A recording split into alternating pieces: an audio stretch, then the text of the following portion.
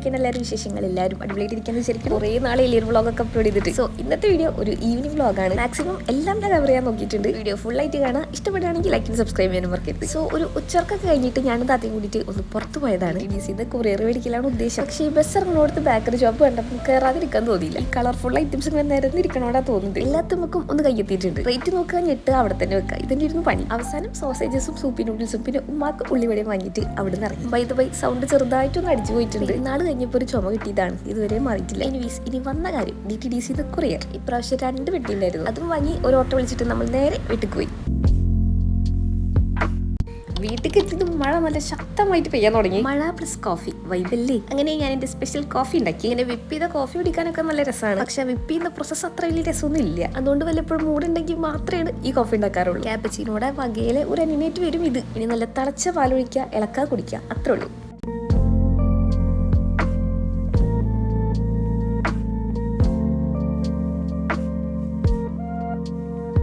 നല്ല ചൂട് കാപ്പിയുടെ കൂടെ തണുത്ത കേക്ക്, ആഹാ പിന്നെ വൈബ്. ഇത് ലെന മാഡം ഉണ്ടാക്കിയൊരു കേക്കാണ്. ഇടയ്ക്കിടയ്ക്ക് ഇങ്ങനെ ഒരു കേക്ക് ഉണ്ടാക്കി പരീക്ഷിക്കലാണ് ആളുടെ ഒരു ഹോബി. ഇപ്രാവശ്യം ട്രസ്റ്റ്ലെച്ചസ് കേക്കിലിരുന്ന് പരീക്ഷണം. ആൻഡ് സംഭവം അടിപൊളിയായിട്ട് വന്നിട്ടുണ്ട്.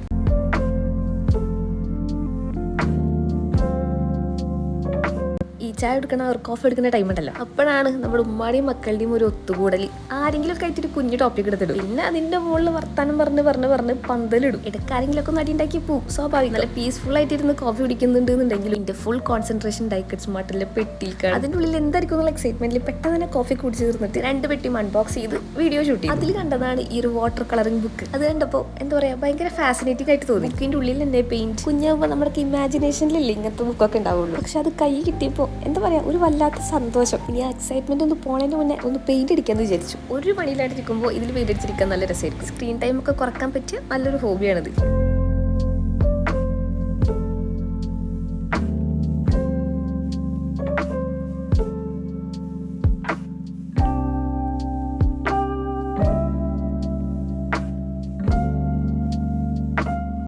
അങ്ങനെ അത് ഫുള്ള് പെയിന്റ് അടിച്ച് കൊളാക്കിയിട്ട് ചില ഐറ്റംസ് ഒക്കെ എന്താന്ന് പോലും എനിക്ക് മനസ്സിലാവണില്ല. അതുകൊണ്ട് ഞാൻ എനിക്ക് ഇഷ്ടമുള്ള കളർ കണ്ട് കൊടുത്തു. ക്ലൗഡ്സ് ഒക്കെ കണ്ടില്ലേ, നീല കളർ. എനിവീസ് ഞാൻ സാറ്റിസ്ഫൈഡ് ആണ്. അത് കഴിഞ്ഞ് നിസ്കാരമൊക്കെ കഴിഞ്ഞ് ഒരു 8 മണിയൊക്കെ ആയപ്പോൾ പഠിക്കാനിരുന്നു. കടലോളം കിടക്കുക. അതുകൊണ്ട് എന്നെ പഠിക്കാൻ ഒരു മൂടില്ല. പക്ഷേ പഠിച്ചല്ലേ പറ്റൂ. സോ ഇന്ന് ഞാൻ ഒരു പുതിയ സബ്ജക്ട് സ്റ്റാർട്ട് ചെയ്യാണ്. സോ ആദ്യം സിലബസ് ഒക്കെ നോക്കി എന്തൊക്കെ എവിടേക്കാണെന്ന് കണ്ടുപിടിക്കണം. എന്നിട്ട് പഠിക്കാനുള്ള പോയിന്റ്സ് ഒക്കെ മാർക്ക് ചെയ്ത് വെക്കണം. അതാണ് കുറച്ച് ടാസ്ക്.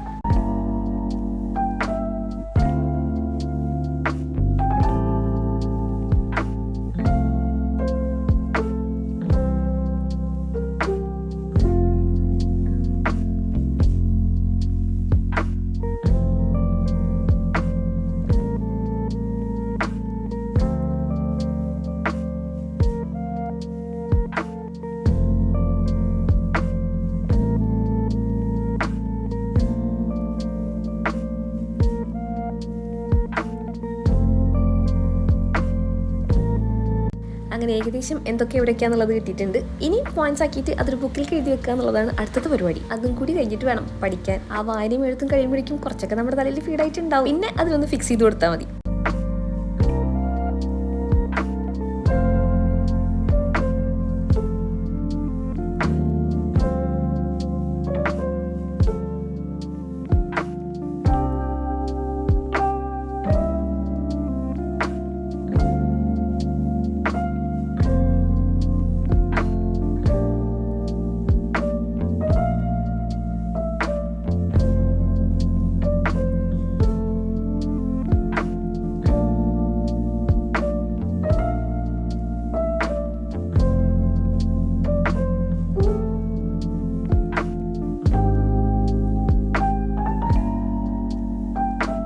പക്ഷെ ഈ പഠിപ്പ് അത്ര നേരം നീണ്ടു നിന്നില്ല. എന്റെ മനസ്സ് ഫുള്ളും ഡൈക്കറ്റ് സ്മാർട്ട് കിട്ടിയ ആ ജേണൽ സപ്ലൈസിലായിരുന്നു. വെറുതെ ഇരിക്കുമ്പോൾ ഒന്നും നമുക്ക് ജേണൽ ചെയ്യാൻ തോന്നില്ല കേട്ടോ. എക്സാം ടൈം ആയി കഴിഞ്ഞാൽ അല്ലെങ്കിൽ എന്തെങ്കിലും പഠിക്കാനുണ്ടെങ്കിൽ അപ്പോഴാണ് ഈ ജേണലിംഗ് ചെയ്യാനുള്ള ത്വര അങ്ങോട്ട് വരുന്നത്. ഇനിയിപ്പോൾ ആ ജേണൽ സപ്ലൈസ് ഒക്കെ യൂസ് ചെയ്യാൻ പഠിച്ചിട്ട് ഒരു കാര്യമില്ല, എന്റെ തലയിൽ കയറൂല. ഞാൻ പറഞ്ഞു വന്നത് ഈ ഒരു 2 സ്റ്റിക്കർ ബുക്കിനെ കുറിച്ചിട്ടാണ്. Especially pink colour sticker book. അത് തുറന്നോക്കിയപ്പോൾ അതിൽ ഫുള്ള് ഇന്ത്യൻ വൈബ് സ്റ്റിക്കേഴ്സ് ആണ്. ഗ്രീറ്റ് ലൈൻസും സ്ട്രോബെറീസ് ഒക്കെ ആയിട്ട്. ഇതിൽ കുറച്ച് റിയലിസ്റ്റിക് ആയിട്ടുള്ള സ്റ്റിക്കേഴ്സ് ആണ്. പക്ഷെ എന്റെ ഫേവറേറ്റ് ആ മറ്റു ബുക്കാണ്. അതിൽ തന്നെ വാഷി ടേപ്പും ഇല്ലുസ്ട്രേഷൻസും ഒക്കെ ഉണ്ട്. ആ ഒരു ഒറ്റ ബുക്ക് ഉണ്ടെങ്കിൽ നല്ല ക്യൂട്ട് ആയിട്ടുള്ള ജേണൽ സ്പ്രെഡ് സുഖമായിട്ട് ചെയ്യാം. ഇപ്പൊ ഈ ജേണലിംഗ് ചെയ്തിട്ട് ഇതിൽ എന്താ എഴുതേണ്ടതെന്ന് ഒരു പ്ലാനും ഇല്ല. അതുകൊണ്ട് തന്നെ മാക്സിമം സ്റ്റിക്കേഴ്സ് ഒട്ടിച്ചിട്ട് ഞാൻ സ്പേസ് ഫില്ലാക്കി.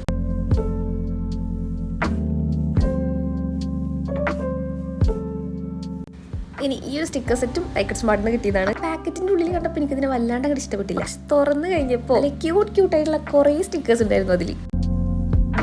ഇനി അടുത്തത് ഈ ഒരു സംഭവമാണ്. ഇത് ആദ്യം കണ്ടപ്പോൾ ഞാൻ വിചാരിച്ചത് പഫി സ്റ്റിക്കേഴ്സ് ആയിരിക്കുന്നതാണ്. പക്ഷെ പിന്നല്ലേ മനസ്സിലായത് ഇതൊക്കെ സ്റ്റാമ്പ്സ് ആണ്. ഇതെങ്ങനെ കറക്റ്റായിട്ട് യൂസ് ചെയ്യുന്നതൊന്നും എനിക്ക് അറിഞ്ഞൂടാ. അതുകൊണ്ട് ഒന്നിനെ ഞാൻ കട്ട് ചെയ്തെടുത്തിട്ട് എങ്കിലും എനിക്ക് സ്റ്റാമ്പ് ചെയ്യാണ് ചെയ്തത്. അതിൽ കുറേ ക്യൂട്ട് ഇലിസ്ട്രേഷൻസ് ഉണ്ട്. പിൻട്രസ്റ്റിലൊക്കെ കാണുന്ന ചില ജേണൽ പേജസിൽ ഇതുപോലെ കുറച്ച് ഡ്രോയിങ്സ് കാണാം. അതിങ്ങനെ സ്റ്റാമ്പ് ആണെന്ന് ഇന്നാണ് എനിക്ക് മനസ്സിലായത്. അങ്ങനെ ജേണലിംഗ് ചെയ്യുന്നതിന്റെ ഇടയിൽ ഒരാൾ എന്നെ വിസിറ്റ് ചെയ്യാൻ വന്നിട്ടുണ്ടായിരുന്നു. വന്നിട്ട് ആൾ മൊത്തത്തിലൊന്ന് നിരീക്ഷിച്ച് നോക്കാം. എനിവേസ് ആ പരിപാടി കഴിഞ്ഞിട്ടുണ്ട്. ഇനി അടുത്ത പരിപാടിയാണ് സ്കിൻ കെയർ.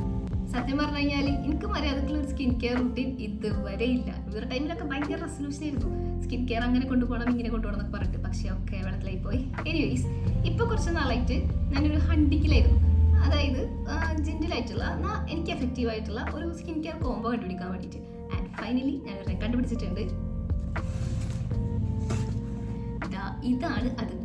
ഇത് ഡെർമാവൈവിന്റെ ഒരു സ്കിൻ കെയർ കോംബോ ആണ്. അപ്പോൾ നമുക്ക് ഇതിനെ ഒരുമിച്ച് അൺബോക്സ് ചെയ്തേക്കാം. ഓക്കെ, സോ ഇതാണ് ഡെർമാവൈവിന്റെ മോയ്സ്ചർ റീസ്റ്റോർ കോംബോ. ഇതിൽ ഹൈഡ്രാ ക്ലെൻസറും പിന്നെ ഡ്രൈ സ്കിൻ ക്രീമും ആണ് ഉള്ളത്. ഇനി പാക്കേജിനെ കുറിച്ച് പറയുകയാണെങ്കിൽ ഭയങ്കര clean, minimal and travel friendly package ആണ്. എനിക്ക് ഈ പ്രോഡക്റ്റ് ഏറ്റവും കൂടുതൽ ഇഷ്ടമാവാനുള്ള കാരണം ഇത് സോപ്പ് ഫ്രീ ആണ്, സൾഫേറ്റ് ഫ്രീ ആണ് ആൻഡ് ഹാഷ് കെമിക്കൽസ് ഒന്നും തന്നെ ഇതിലില്ല. പിന്നെ പോലെ സെൻസിറ്റീവ് സ്കിൻ ഉള്ളവർക്ക് ഏറ്റവും നല്ലതാണ്. സോ ഫസ്റ്റ് നമുക്ക് ഈ ഒരു ക്ലെൻസർ അൺബോക്സ് ചെയ്യാം. ഇത് ഡെർമാവൈവിന്റെ ഹൈഡ്രാ ക്ലെൻസർ ആണ്. നേരത്തെ പറഞ്ഞ പോലെ തന്നെ സോപ്പ് ഫ്രീ ആണ്, ഭയങ്കര ജെന്റിലാണ്. pH ബാലൻസ്ഡ് ക്ലെൻസർ ആയതുകൊണ്ട് തന്നെ എല്ലാ സ്കിൻ ടൈപ്പിനും ഒരുപോലെ യൂസ് ചെയ്യാം. മുഖത്ത് ഇച്ചിരി വെള്ളാക്കിയതിന് ശേഷമാണ് ഇത് യൂസ് ചെയ്യുന്നത്. Natural colloid oatmeal, sodium BCA, എമോലിയൻ ഇതെല്ലാം അടങ്ങിയിട്ടുള്ള ഒരു അടിപൊളി ക്ലെൻസർ ആണ്. നമ്മുടെ സ്കിന്നിൽ ഒരു മോയ്സ്ചർ ബാരിയർ ഉണ്ടല്ലോ, അതിനെ നീക്കം ചെയ്യാണ്ട് സ്കിന്നിലുള്ള ഡേർട്ട് ആൻഡ് ഇംപ്യൂരിറ്റീസിനെ ഇത് റിമൂവ് ചെയ്യും. ഈ ഹൈഡ്രാ ക്ലെൻസർ യൂസ് ചെയ്തപ്പോൾ എന്താ പറയാ, ഒരു സോഫ്റ്റ്, ഫ്രഷ് ആൻഡ് ഹൈഡ്രേറ്റഡ് ഒക്കെ പോലത്തെ ഫീലിംഗ് ആണ് എനിക്ക് തോന്നിയത്. ഇനി അടുത്തത് നമുക്ക് ഡെർമാവൈവിന്റെ ഡ്രൈ സ്കിൻ മോയ്സ്ചറൈസർ അൺബോക്സ് ചെയ്യാം. അപ്പോൾ എന്റെ സ്കിൻ ഭയങ്കര ക്ലീൻ ആണ്. സോ ക്ലെൻസർ യൂസ് ചെയ്ത് കഴിഞ്ഞാൽ എന്തായാലും മോയ്സ്ചറൈസർ യൂസ് ചെയ്യാം. And this is more than just A moisturiser. ഇതൊരു pH ബാലൻസ്ഡ് ആയിട്ടുള്ള തെറാപ്യൂട്ടിക് ക്രീം ആണ്. 5% colloid oatmeal, jojoba oil, sodium BCA and vitamin E ഇത്രയുമാണ് അടങ്ങിയിട്ടുള്ളത്. നിങ്ങൾക്ക് ഈ വീഡിയോയിൽ തന്നെ കാണാൻ ഭയങ്കര ലൈറ്റ് വെയിറ്റ് ആണ് കേട്ടോ. ഡ്രൈനസും ഇറിറ്റേഷനും മാറാനും നന്നായിട്ട് ഹൈഡ്രേറ്റ് ചെയ്യാനും ഇത് ഹെൽപ്പ് ചെയ്യുന്നുണ്ട്. നിങ്ങൾക്ക് നോക്കിയാൽ തന്നെ കാണാം ബാക്കിയുള്ള മോയ്സ്ചറൈസർ പോലെയല്ല, നോൺ ഗ്രീസി ആണ്, സ്ട്രൈറ്റ് അബ്സോർബ് ചെയ്യുന്നുണ്ട്. എല്ലാ സ്കിൻ ടൈപ്പിനും ഒരുപോലെ യൂസ് ചെയ്യാം. കുഞ്ഞു കുട്ടികൾക്ക് വരെ ഇത് യൂസ് ചെയ്യാം. അപ്പൊ തന്നെ മനസ്സിലാക്കൂടെ ഇതിൽ ഹാഷ് കെമിക്കൽസ് ഒന്നും തന്നെ ഇല്ല. സത്യം പറയാലോ, ഇത് അപ്ലൈ ചെയ്തപ്പോൾ സ്കിന്ന് ഭയങ്കര soft and hydrated feel. Usually moisturiser ഒക്കെ യൂസ് ചെയ്ത് കഴിഞ്ഞാൽ ഭയങ്കര ഒരു ഓയിലി ഫീലിംഗ് ആണ് വരാറ്. പക്ഷേ ഇതിന് ഒരു ഹൈഡ്രേറ്റിംഗ് ഫീലിംഗ് ആണുള്ളത്. അപ്പോൾ ഇന്നപോലെ നിങ്ങളും ക്ലീൻ ആൻഡ് ഡെർമറ്റോളജിസ്റ്റ് റെക്കമെൻഡ് ആയിട്ടുള്ള ഒരു സ്കിൻ കെയർ തപ്പി നടക്കാന്നുണ്ടെങ്കിൽ എന്തായാലും ഇതൊന്ന് ട്രൈ ചെയ്ത് നോക്കുക.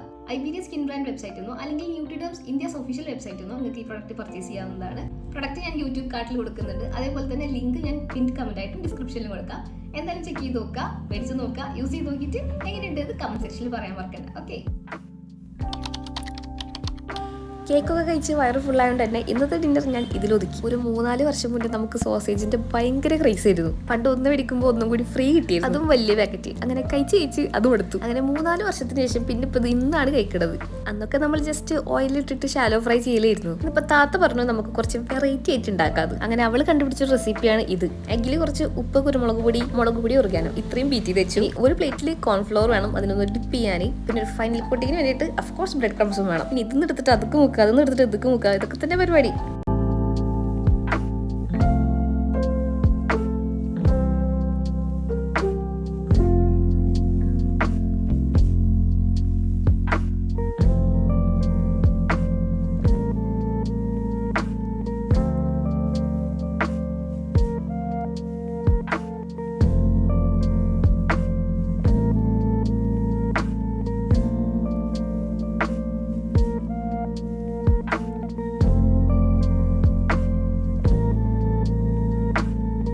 ഫൈനലി സംഭവം റെഡി ആയിട്ടുണ്ട്. ഇനി സോസ് ഇല്ലാണ്ട് എന്ത് സോസേജ്. നല്ല അടിപൊളിയായിട്ട് ഡ്രസ്സിൽ ഞാനൊക്കെ നോക്കി, പക്ഷേ ചെറുതായിട്ടൊന്ന് ചമ്മി പോയി. എനിവേസ് ഇനി ഇതിനെ കൊണ്ട് നേരെ സ്ക്രീനിന്റെ ഫ്രണ്ടിലോട്ട്.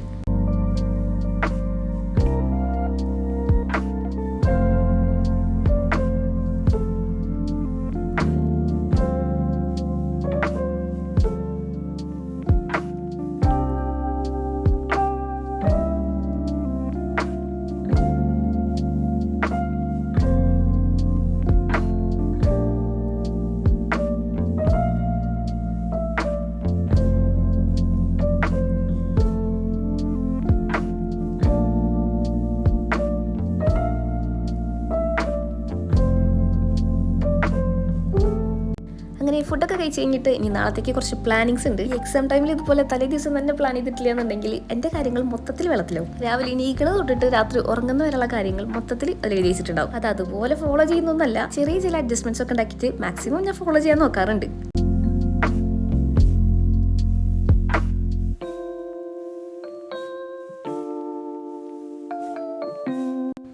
ഇതിനെടുത്തിട്ട് നമ്മൾ പഠിക്കാനിരിക്കുന്ന സ്ഥലത്ത് തന്നെ ഒട്ടിച്ചു കൊടുക്കുക. എന്നിട്ട് ടാസ്ക് കംപ്ലീറ്റ് ചെയ്ത് കഴിഞ്ഞാൽ ഒരു ടിക്ക് മാർക്ക് കൂടി ഇട്ട് കൊടുക്കുക. ആ ടിക്ക് മാർക്ക് കാണുമ്പോൾ നമുക്കൊരു ചെറിയ സാറ്റിസ്ഫാക്ഷൻ ഒക്കെ കിട്ടും. അതാണ് വേണ്ടത്. അങ്ങനെ ആ പരിപാടികളൊക്കെ കഴിഞ്ഞാൽ പിന്നെ സ്ട്രെയിറ്റ് ടു ബെഡ്. അപ്പം നിങ്ങൾ ശരിക്കും കിടന്ന അപ്പം തന്നെ ഉറങ്ങുന്നത്. ഈ മരുന്ന് കഴിക്കണ പോലെയാണ്. ഉറങ്ങുന്നതിന് മുന്നേ കുറച്ച് നേരം ഫോണിൽ കളിക്കണം.